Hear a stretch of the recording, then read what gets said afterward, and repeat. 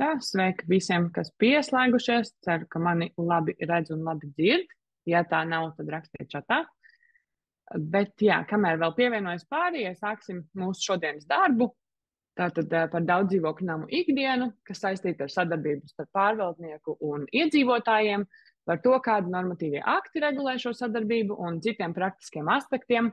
Tātad uzzināsiet tuvākās stundas laikā. Ievadam tad mazliet par būs nākotnē platformu, kur mēs šodien esam sanākuši. Tātad tā ir pieredzes apmaiņas platforma būvniecības procesā iesaistītajiem subjektiem, tostarp arī daudz dzīvokļu namu jautājumos iesaistītajām pusēm. Un mūsu galvenā darbības joma tieši daudz dzīvokļu namu joma saistībā ar daudz dzīvokļu namiem ir saistīta ar konsultācijām iedzīvotājiem, iedzīvotāju kopībām, pārvaldniekiem. Tāpat arī projektu vadība un inženieru konsultantu pakalpojumi. Sadarbojamies arī ar apdrošinātājiem tieši daudz dzīvokļu namu aspektos, kā arī organizējam tādus kā šodien un vēl citas pieredzes apmaiņas webinārus un citas publiskās aktivitātes, kurām es aicinu, un arī jūs varat sekot līdzi mūsu sociālajos tīklos. Un te man noteikti arī jāpiemina galvenais avots, no kā mēs identificējam problēmas un kopumā situāciju nozarē. Tās ir aptaujas un nozares pētījumi, ko veicam, lai mūsu darbs atbilst tam, kas reālajā situācijā nozarē ir aktuāls. Un tālāk mazliet par šo te drošas mājas tēmu. Ceru, ka esat redzējuši arī sociālos tīklos jau šo, bet tātad drošas mājas, tas ir ne tikai temperatūras, ko mēs izmantojam savā komunikācijā, lai izveidot tādu plašāku informācijas apjomu par daudz dzīvokļu namu tēmu, bet arī būtībā iezīmē pašu galveno problēmu un tādu mērķi, ilgtermiņa mērķi, kas ir drošība. Tātad daudz dzīvokļu māju tehniskais stāvoklis pēc būtības nodrošina ne tikai mūsu tādu dzīvības drošību ļoti tiešā nozīmē, bet arī pastarpinātu finanšu drošību, ja mēs runājam par nepieciešamiem ieguldījumiem. Tāpēc efektīva sadarbība starp pārvaldnieku un iedzīvotājiem ir viens no būtiskiem elementiem, lai šo te drošību panāktu un nodrošinātu. Un šodienas webinārā vairāk par šo sadarbību stāstīs Irēna Rusiņa, kas ir praktizējoša namu pārvaldniece jau vairāk kā 10 gadus, ar plašu pieredzi gan pārvaldīšanā, apsaimniekošanā, gan arī māju renovāciju projektu vadībā. Tā kā ceru, ka iegūsiet daudz noderīgas informācijas un došu vārdu Irēnai.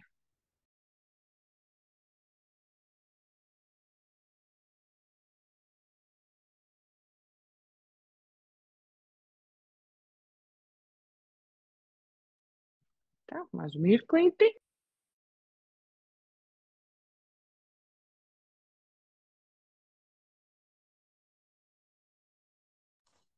Jā, labvakar. Nu, redziet, nelielas tehniskās problēmas esam atrisinājuši, un šobrīd turpinām šo interesanto tematiku, un kā jau viss dzīvē sākās ar normatīvo aktu. Un pārvaldīšanas jomu likumdevējs nav apdalījis.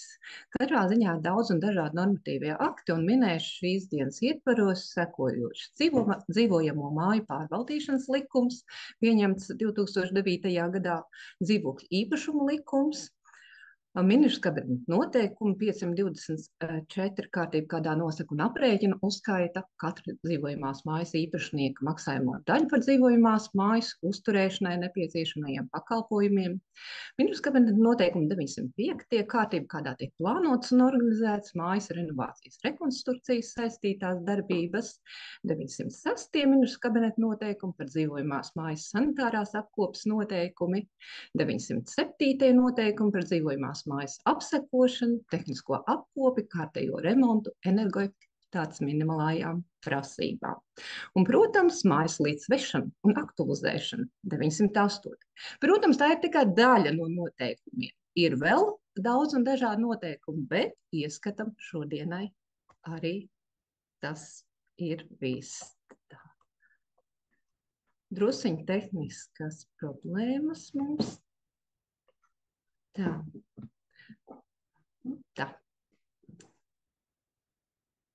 Nu, tad dzīvokļa īpašuma jēdziens. Lai mēs sākotnēji noskaidrotu, kas tad ir dzīvokļa īpašums. Dzīvokļa īpašums dzīvojamā mājā ir tiesiski nodalīts pastāvīgais īpašums. Dzīvokļa īpašums kā lietu kopums sastāv no atsevišķa īpašuma un kopīpašuma domājumās daļās.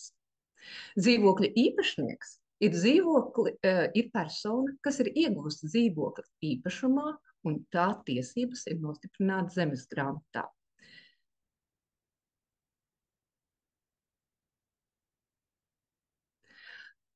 Un šeit vajadzētu ļoti svarīgi ir izprast, kas ir kopīpašums un kas ir savs īpašums. Atsevišķā īpašuma elementi ir telpu grupas, robežās esošie konstruktīvie slodzi, nesošie, nožopojošie un apdares elementi, tā skaitā tās ir starpsienas, griestu un grīdu un sienu apdare, durvis, inženiertīkli, inženierkomunikācijas līdz kopīpašumu stāvvadiem.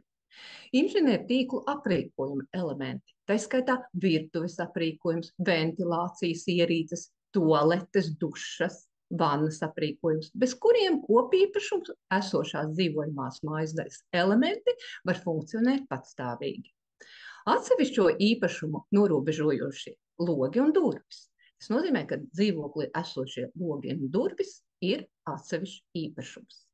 Atsevišķā īpašuma sastāvā var arī būt ārtelpas, telpu grupas, esošās un ar to funkcionāli saistītās palīgtelpas, palīgēkas vai to daļas, kas nav funkcionāli saistītas ar kopīpašumu esošo dzīvojamās mājas daļu vai citu atsevišķu īpašumu. Kopīpašuma esošā daļa ir dzīvojamās mājas, tās ārtelpu, galeriju, balkonu, loģiju, terašu, ārējās norobežojošās konstrukcijas. Tā skaitā tās ir sienas un arhitektūras elementi. Jumts arī ir kopīpašums. Koplietošanas telpu logi un durvis un arī ārdurvis. Iekšējos slodzi nesošās konstrukcijas, tā skaitā nesošās sienas, kolonnas, kā arī atsevišķos īpašumos norobežojošās sienas. Starpstāv pārsegumu, tā skaitā siltumskaņas izolācijas slāņi, koplietošanas telpas, tā skaitā arī bēniņi.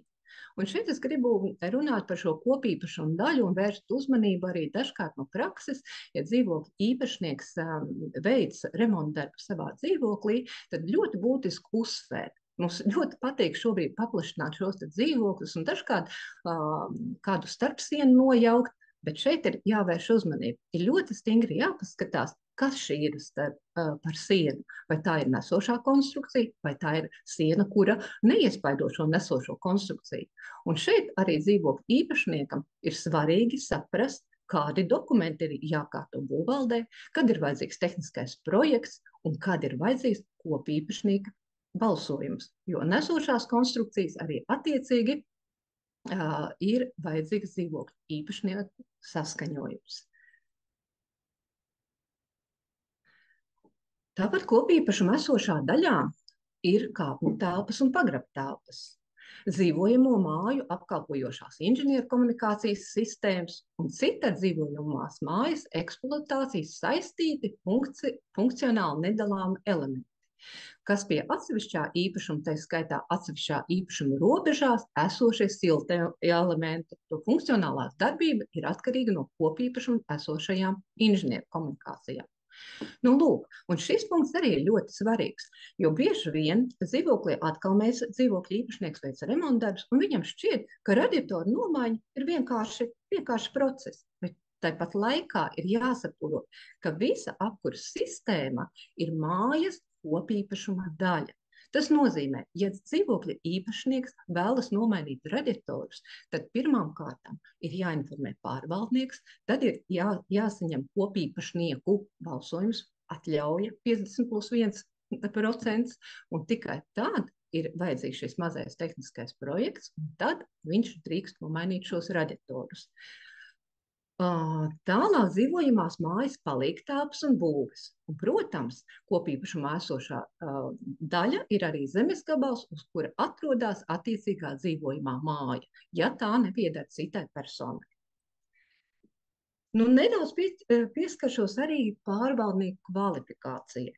Kas tad īsti ir pārvaldnieks? Pārvaldnieks ir rīcības spējīga fiziska vai juridiskā persona, kas uz pārvaldīšanas līguma pamata veic dzīvojamās mājas dzīvokļu īpašnieku uzdotās pārvaldīšanas darbības. Personai, kas veic pārvaldīšanas darbības, likumdevējs ir noteicis, ka tai ir nepieciešama kvalifikācija. Un tā ir vismaz 5. profesionālā kvalifikācija apliecinoši dokumenti. Kvalifikācija nav nepieciešama tiem pārvaldniekiem, kuri pārvalda mājas, kuru kopējā platība ir mazākā 1500 kvadratmetru. Ja ir sākot ar 1500, tad ir nepieciešama 4. kvalifikācijas līmenis, un virs 1500 ir nepieciešams jau 5. kvalifikācijas līmenis. Ja pārvaldnieks ir juridiska persona uzņēmums, tad ir nepieciešama profesionālā izglītība un vismaz 5. kvalifikācija apliecinošs dokuments darbiniekam, kurš veic uz pārvaldīšanas līguma noteiktos pārvaldīšanas uzdevumus attiecīgajā mājā. Tā kā kvalifikācija šobrīd tiešām ir ļoti nozīmīga, jo pārvaldniekam ir nepieciešams daudz un dažādu zināšanu, gan inženieru tehniskās zināšanas mazliet, gan būvu normatīva neliela daļa ir jāzina, un grāmatvedība, un viss pakārtojās šai te darbībai. Tālāk mēs runājam par pārvaldīšanas darbībām. Kādas tad ir pārvaldīšanas darbības? Tātad ir obligāti veicamās pārvaldīšanas darbības un citas pārvaldīšanas darbības. Un kas tad ir obligāti veicamās pārvaldīšanas darbības? Tā ir dzīvojamo māju sanitārā apkope. Tas nozīmē, ka pārvaldniekam ir jārūpējas, lai dzīvojamā mājā būtu nodrošināti sanitārie apstākļi atbilstoši visām veselības normām. Un te man nāk prātā viens piemērs arī no pieredzes, tāds gana interesants. Vienā no nekustamajiem īpašumiem pagrab telpās parādījās grauzēji. Un es kā pārvaldnieks izsaucu šo deratizācijas kompāniju, un mēs kopīgi risinājām šo te jautājumu, iztaigājām visas pagrabtelpas un mēģinājām noteikt cēloni, kāpēc šie grauzēji ir apciemojuši šo nekustamo īpašumu. Un man bija aizdoma, bija viena no kanalizācijas cauruļvadiem bojāta, un tur bija izveidojies neliels caurums šajā kanalizācijas sistēmā, un grauzēji par šo caurumu bija nonākuši dzīvokļu īpašumā. Lūk, un ko es kā gādīgs pārvaldnieks sakārtoju šo sistēmu, nomainījām šo te kanalizācijas cauruļvadu, un tad nākamajā dienā no rīta man bija zvans. Un zvans no īpašnieka, un izmisīgi otrā klausulas pusē man saka, man ir toalets podā, jā, tas ir smieklīgi, parādījušās 2 žurkas. Lūk, arī šis ir tas stāsts, ka mēs veicam šo te vienu darbību, un tāpat laikā, rodas atkal cits jautājums, kas ir jārisina. Protams, arī šo jautājumu mēs sakārtojām, vienojamies ar dzīvokļu īpašnieku, izdarījām visas nepieciešamās darbības, no grauzējiem atbrīvojāmies. Ja? Bet, lūk, arī šādā veidā tiek nodrošināti šie te dzīvojamās mājas sanitārās apkopes veicamās darbības. Protams, kāpņu telpu tīrība, tālāk ir, protams, arī šī te koplietošanas teritorijas uzkošana un tam līdzīgi. Tad, kā nākamais obligāti pārvaldīšanas darbības ir siltumenerģijas nodrošināšana namā, ūdensaimniecības, ūdens karstais augstais nodrošināšana mājā, kanalizācijas pakalpojumi, sadzīves atkritumi un noslēdzot ar katru šo te pakalpojumu sniedzēju attiecīgu pakalpojumu līgumu. Protams, elektroenerģijas nodrošināšana dzīvojamā mājā kopīpašumā, lai arī elektroenerģija tiktu nodrošināta kā koplietošanas telpām. Un šeit atkal no prakses ir jāmin piemērs tāds, ka bieži vien pagraba telpās ir nodrošināta koplietošanas elektroenerģija. Mēs bieži vien redzam, ka dzīvokļu īpašnieki no centrālās lampas, teiksim, saslēdz nelielu zirnekļu tīklu un tepat laikā ievelk šo te elektroenerģiju savos pagrabiņos.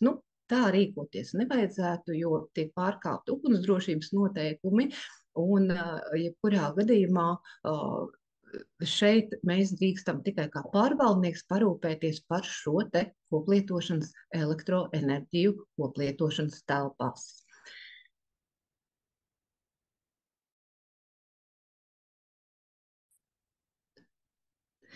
Dzīvojamā obligāti veicamās pārvaldīšanas darbības arī ir dzīvojamo iekārtu un komunikāciju apsekošana, tehniskais remonts un arī kārtējais remonts. Dzīvojamai mājai kā vides objektam izvirzīto prasību izpildu un nodrošināšana un dzīvojamās mājas energoefektivitātes uzlabošanas pasākumu nodrošināšana. Un, protams, ugunsdrošības prasību izpildes nodrošināšana.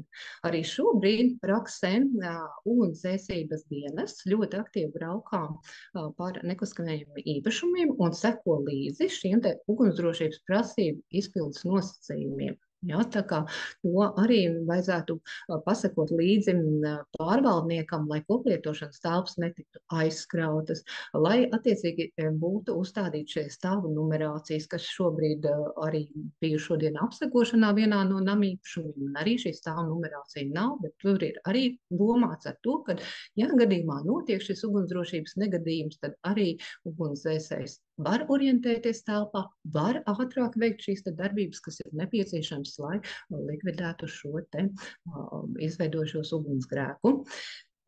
Tā. Nu, tad kas ir citas pārvaldīšanas darbības? Citas pārvaldīšanas darbības, tas ir darbības, kas ir saistītas ar dzīvojamās mājas pārvaldīšanu un tiek veikts atbilstoši dzīvojamās mājas īpašnieku gribai un maksātspējai. Pie tām piedara arī ar dzīvojamās mājas uzlabošanu un attīstīšanu šim nolūkam nepieciešamo pasākumu ilgtermiņa plāna sagatavošanu. No citas darbības ir tās darbības, piemēram, ja dzīvokļu īpašnieki vēlas savu māju renovēt. Tās vairs nebūs obligātās pārvaldīšanas darbības, bet gan citas.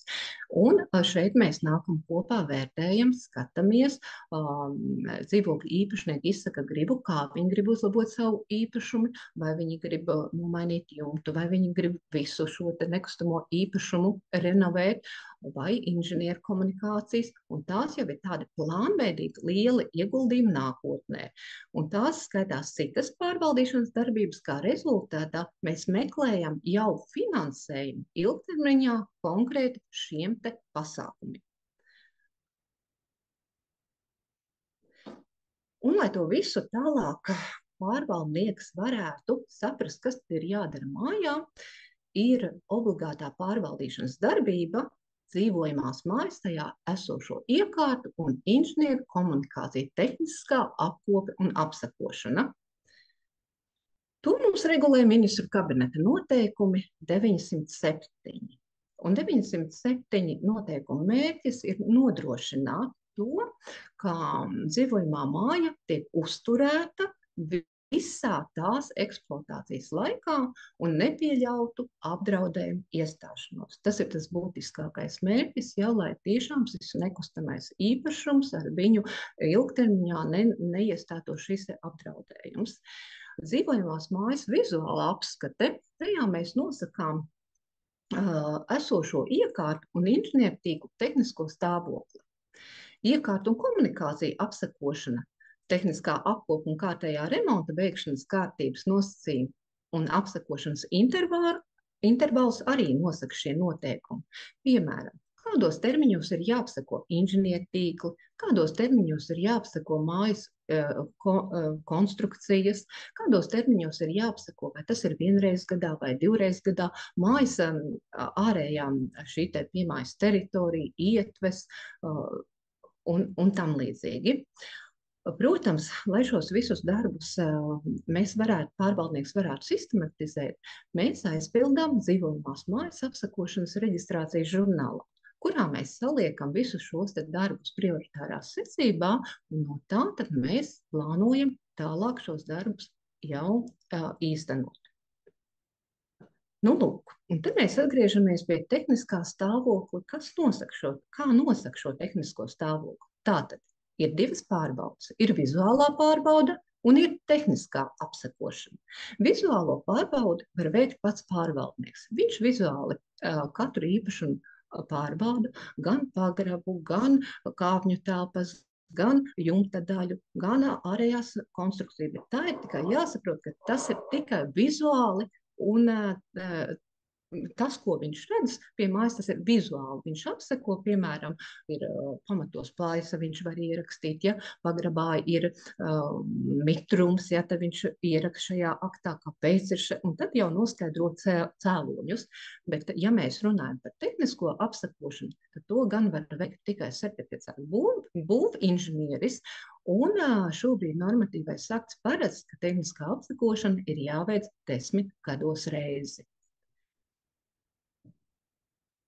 Nu, un tad, kad pārvaldnieks ir bijis pie mājas, viņš ir apsekojis, tad un prioritārā secībā jau salicis šos te konstatētos bojājumus, tad pārvaldnieks sagatavo tādu kā darba plānu un lemj par ārpuskārtas remontiem, lemj par plānotajiem remontiem, darba uzdevumu sastādīšanu tehniskajai apsekošanai, ja tas ir nepieciešams, un plāno, izejot no darba uzdevuma, plāno rekonstrukciju vai renovāciju. Nu, ja mēs tā sīkāk paskatāmies par šīm sadaļām, tad ārpuskārtas remonta darbi ir tie ātrie nepieciešami darbi, kas ir tiešām uzreiz būtu darāmi. Piemēram, saprotam, ir inženieru komunikācijās problēmas. Ir cauruļvadi, kas pagrabā pilu, rada ūdens zudums. Tad arī mēs saprotam, kādu posmu mēs nomainīsim, ko mēs darīsim, un tie ātrie darbi. Nākamā sadaļa, ja mēs runājam par plānotajiem, tad jau tas ir, ka mēs šos darbiņus plānojam mazliet lielākā ilgtermiņā.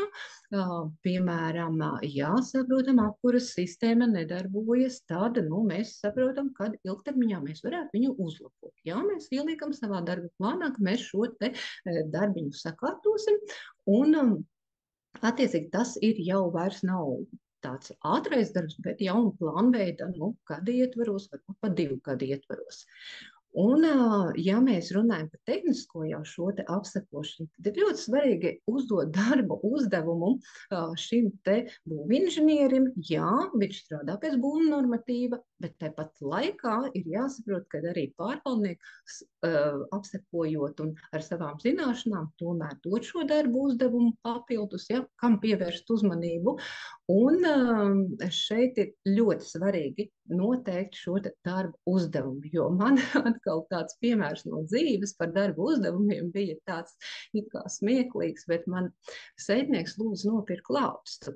Un mēs savulaik zvana, jā, es šo lāpstu nopērku, ārā ir tāds rudenīgs laiks, mazliet varbūt tā kā jau vēsāks, bet es skatos, dobes ap māju ir, lāpstu, nopērku lāpstu. Tagad aizvedu sētniekam lāpstu, un sētnieks saka, paklau, ko tu te man atvedi? Es saku, lāpstu. Viņš saka, bet man vajadzēja sniega lāpstu. Jā, dažkārt tāpēc ļoti svarīgi šie mazie piemēri man dažkārt liek atcerēties, jā, varbūt šajā brīdī viņi liekas tik smieklīgi, bet tās dažkārt liek atcerēties, ka cik ļoti svarīgi ir noteikt konkrētus kritērijus, noteikt konkrētu šo te priekšmetu, konkrētu uzdevumu, jā, lai pēc tam šī te darba uzdevuma kvalitāte arī būtu tiešām ļoti, ļoti laba. Tātad. Ministrs kabineta dzīvojamā māju pārvaldīšanas likums arī mums vienā no pantiem nosaka to, ka pārvaldniekam ir jāiepazīstam dzīvokļa īpašnieka rakstveidā ar dzīvojamās mājas darba plānu. Un tas ir jādara neretāk kā reizi gadā. Nu redz, tā jau arī sanāk tā loģiskā ķēde.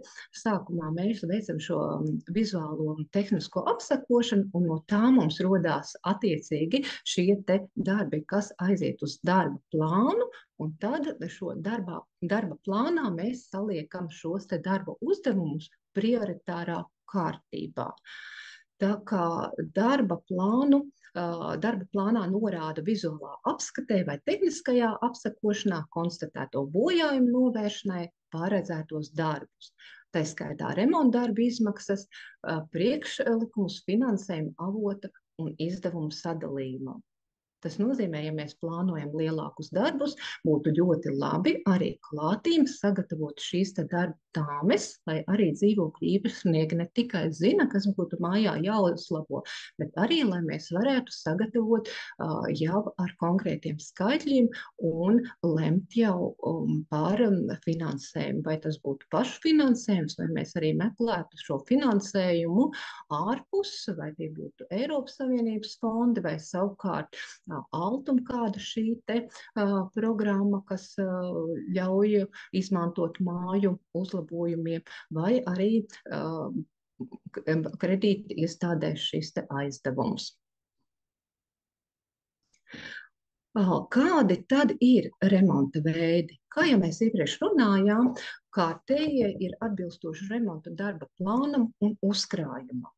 Apkalpošanas darbiņi tie ir darbi, kuru apmaksāja finansējumu izmanto pārvaldnieks, piemēram, ka jāremontē kāda kāpņu telpa vai kāpņu telpu durvis. Tie tādi pavisam mazie darbiņi. Kāpņu telpa, durvis slēdzene, attiecīgi kāda spuldze jānomaina, ja tādi pavisam ātrie mazie remonta darbiņi.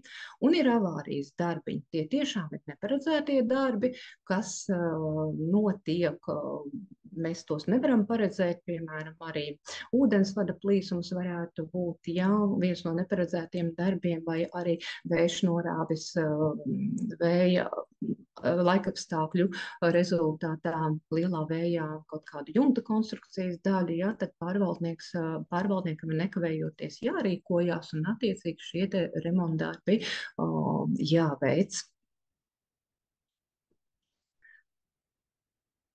Nu, lūk, un tad, kad mēs jau esam izgājuši visu šo ciklu, attiecīgi no darbu, no apsekošanas līdz darba plānam un jau esam apzinājuši izmaksas, tad mēs varam šo visu informāciju sniegt dzīvokļu īpašniekiem. Un kā tad pārvaldnieks sadarbojas ar dzīvokļu īpašniekiem? Un likums mums paredz, ka mēs varam sasaukt sapulces. Sapulces sanākot kopā, tad pārvaldnieks izstāsta visus nepieciešamos darbus, un kopsapulcē mēs visi kopā sanākam un lemjam par šiem darbiem. Un kopsapulce ir lemtiesīga, ja tā reģistrācijas sarakstā ir reģistrējušies vairāk kā 50+1 dzīvokļu īpašnieks. Tas nozīmē, ja mājā ir piemēram 12 dzīvokļu īpašumi, tad 7 atnākot uz sapulci, tad sapulce būs lemtiesīga. Ja? Tas ir ļoti svarīgi ievērot šo 50+1. Ja mums nav kvoruma, tad sapulcē ir tikai un vienīgi informatīvs raksturs. Ja? Mēs, protams, manā praksē arī notiek tā, ja arī ir sapulce un dzīvokļu īpašnieki tiešām neatnāk uz šo sapulci, es redzu, kvoruma nav. Protams, ir pārvaldnieki, kas saka paldies, ja, nav kvoruma, mēs dodamies katrs pa mājām, bet es tomēr savā praksē mēs izrunājam tos jautājumus arī ar tiem dzīvokļu īpašniekiem, kas ir atnākuši un apspriežam šo situāciju, jo es uzskatu, ka tas ir tas pamats, ka dzīvokļu īpašnieks tomēr aiznesīs līdz kaimiņam, ja šo te stāstu par ko bija runāts sapulcē. Ja, protams, ka lēmums netiek pieņems, bet šī informācija tomēr tiek nodota. Un mēs arī sapulcē varam pārunāt, un ja tiešām jautājumi ir ļoti aktuāli, kas skar mājas šo te dažādu veidu remontdarbus, tad mēs varam šo te sapulci veidot aptaujas veidā, lemt par jautājumiem aptaujas veidā. Tas nozīmē, ka pārvaldnieks sagatavo aptaujas anketas un attiecīgi nosūta dzīvokļu īpašniekiem jau ar konkrētu lēmumu, kuru viņi var izskatīt, izvērtēt un attiecīgi balsot. Tā kā likumdevējs arī ir paredzējis šādu veidu. Lūk, un šeit es ieskicēju jums, manuprāt, kas ir kopsapulce un kas ir kopsapulces process. Un manā skatījumā kopsapulce ir ļoti svarīga no tā aspekta, kad vajadzētu padomāt gan par plānošanu, organizēšanu, vadīšanu un kontroli. Kas tad ir plānošana? Plānošana, kad pārvaldnieks saplāno šos darba kārtības mērķus, ja? Darba kārtību, ko tad mēs sapulcē runāsim, kāda būs tā sapulces tematika. Tālāk šī organizatoriskā puse. Sagatavojam uzaicinājumus. Nu, protams, šī telpu organizēšana, jo bieži vien ir tā, ka kopsapulces lielākā daļa notiek, jāsaka, diemžēl, pie mājas vai pagalmā, vai kāpņu telpā. Tāda ir tā realitāte. Tur mēs neko nevaram darīt. Ir jāsaka paldies, protams, pašvaldībām, kuras dažkārt arī ir sadarbojās un ir iespēja pārvaldniekam vienoties par telpām. Un es uzskatu, ja telpā šī sapulce ir daudz kvalitatīvāka, un mēs varam pārunāt dažādus jautājumus, un pieredze rāda, ka arī dzīvokļu īpašnieki ir vairāk tādi mobilizējuši uz šiem jautājumiem un spēj koncentrēties un attiecīgi tad lēmumu daļā, jo mēs varam dažkārt pat labāk nonākt pie lēmuma. Protams, paziņojums par kopsapulci. Šeit gan vienmēr atceraties, ka kopsapulces paziņojumi vienmēr izliekas 7 dienas iepriekš. Jā, jūs, protams, varat izlikt viņu arī 10 dienas iepriekš, 15 dienas iepriekš, bet nekavējiet gan šo likumā noteikto termiņu 7 dienas iepriekš, jo dažkārt tiešām ir tāda nevajadzīga tāda strīdu situācija, jā, ka pārvaldnieks nespēja sasaukt sapulci likumā noteiktajā kārtībā. Tāpēc šo termiņu gan ievērojam, lai tad viss būtu korekti un nebūtu nekādu šo pārpratumu. Vadīšana, sapulces norise. Tātad, kad vadam sapulci, tad ir dalībnieku reģistrācija, tad ievēlam vadītāju, kopsapulces protokolistu, apstiprinām darbu kārtību, izskatām darba kārtībā esošos jautājumus. Ja ir nepieciešams lemt, tad mēs arī lemjam par to, un, protams, ka sapulces sastāvdaļa ir kopsapulces protokols. Bet šeit es arī pieredzi varu jums, es nezinu, varbūt, ka čatā kāds var ierakstīt, kāda jums ir pieredze ar vadītāju un protokolista ievēlēšanu sapulcēs? Vai jums tas izdodas? Jo kamēr vēl kāds varbūt ierakstīs un domās, parasti ir tā, ka šis jautājums vienmēr, kad es saku, darba kārtībā likumdevējs arī noteica šo sapulces dalībnieku reģistrāciju, vadītāju protokolista ievēlēšanu, un iestājās tāds klusums, jo īsti dzīvokļu īpašnieki, nezinu, kāda iemesla dēļ, nav gatavi uzņemties šo pienākumu. Un tad, protams, izejot no situācijas, dažkārt pārvaldnieks arī uzņemās šo sapulces vadītāja un protokolista darbību. Ja? Pareizi vai nepareizi, es nepateikšu, bet no situācijas kaut kādā veidā ir jāiziet. Tā mums čatiņā ir tā mājaslīdzētuma vairs nav spēja, tie, kas ir dzimuma māju pārvaldīšanas likumā. Dažreiz sanāk, ka protokolu ievērt. Tā, ievēl vadītājs tikai pārvaldnieks. Jā, dažreiz sanāk protokolistu ievēl vadītājs tikai pārvaldnieks. Jā, labi. Paldies par komentāriem. Un tad atgriežamies jau pie tās atgriezeniskās saites kontrole, lēmumu paziņošana, realizēšana un kontrole. Šeit ir ļoti būtiski atcerēties, ja mums ir arī protokols un protokolā ir pieņemti lēmumi, neielikt šo protokolu tikai šajā mājas lietā, bet arī atcerēties, ja ir pieņemti lēmums, tad arī īstenot viņus un attiecīgi kontrolēt. Tātad, kā tad mēs kopā sanākot pieņemam lēmumus? Pieņemot lēmumu dzīvokļu īpašnieku, katram dzīvokļu īpašniekam ir tik balsu, cik viņam pieder dzīvokļu. Tas nozīmē, ja dzīvokļu īpašniekam pieder viens dzīvoklis, viņam ir viena balss. Ja viņam ir 2 dzīvokļi, viņam ir 2 balsis. Ja? Tas nozīmē, cik viņam šajā kopīpašumā pieder dzīvokļu, tik arī viņam ir balsis. Ja vienam dzīvokļu īpašniekam pieder vairāk nekā puse, no dzīvojamā mājā esošajiem dzīvokļiem, tad balsojot viņam ir 50 balsu no visām dzīvokļu īpašnieku balsīm. Ja? Un, lai lēmums būtu spēkā, ir vajadzīga 50 plus 1 balss. Tāpēc likumdevējs ir noteicis, ka šim dzīvokļu īpašniekam, kuram ir puse no šīm te dzīvojamā mājā esošiem dzīvokļiem, tad viņam ir šie 50%. Viņš nevar pieņemt šo lēmumu vienbalsīgi, jo tomēr būs vajadzīgs arī kāds, kurš sastādīs šo procentuālo daļu lielāku, lai lēmums būtu spēkā. Ja dzīvokļu īpašums pieder 2 vai vairākiem dzīvokļu īpašniekiem, nu, kā piemēram brālim un māsai vai vīram un sievai, ja, tad attiecīgi viens no dzīvokļu īpašniekiem pilnvaro otru balsot. Ja? Un šajā gadījumā ir tikai 1 balss, ja? Neraugoties uz to, ka īpašums ir 2, bet sapulcē ir tiesības balsot tikai un 1. Dzīvokļu īpašnieks, pilnvarojot citu personu, var pārstāvēt viņa intereses dzīvokļu īpašnieku kopībā, noformējot rakstisku pilnvarojumu. Nu, lūk, un šeit ir situācija, kad dažkārt dzīvokļu īpašnieks nevar apmeklēt sapulci, bet viņš vēlas izteikt savu viedokli.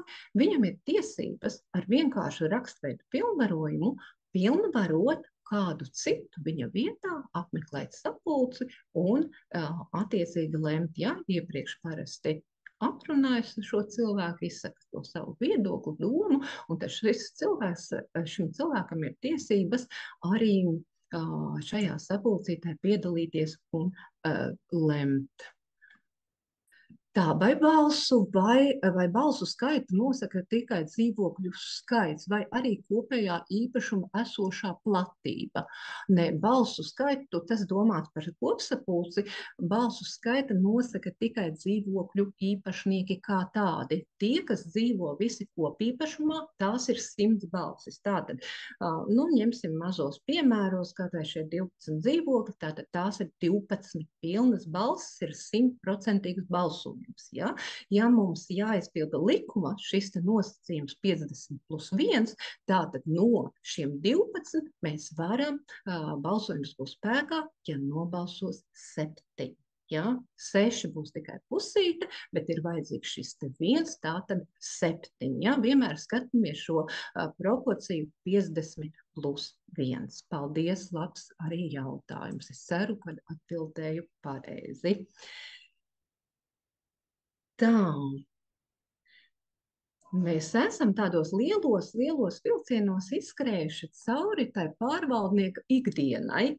Nu, principā esam gan pārunājuši, kas ir dzīvokļu īpašums, kas ir iedzīvokļa īpašnieks, kas ir pārvaldnieks, pārvaldnieka obligātās darbības, citas darbības, kā mēs veicam šo te mājas tehnisko apsekošanu, vizuālo apsekošanu, kā mēs sastādām šo darba plānu, kā mēs no darba plāna sastādām šīs te jau darbības, ko mēs mājā darīsim, vai mēs renovēsim māju, vai mēs atkal veiksim šos tikai dažādus remontu darbus.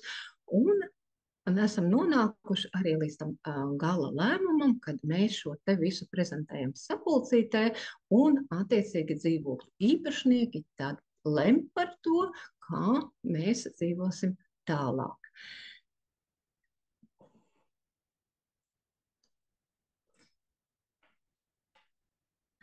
Man ir liels prieks, ka jūs bijāt kopā ar mani.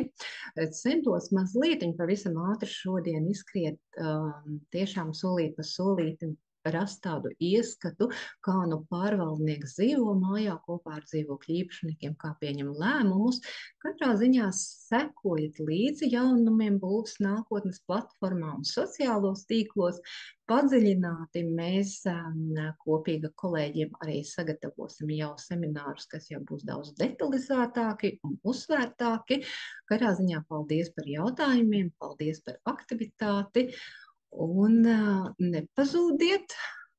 Pēc šī semināra jums būs iespēja piedalīties aptaujā, un arī kopīgi mēs varam rast šīs tematikas arī nākamajiem šiem te nākamajām prezentācijām un izskatīt šos te jautājumus padziļinātāk. Tātad vēl viens jautājums. Tātad droši rakstiet savus jautājumus, ja tādi ir radušies.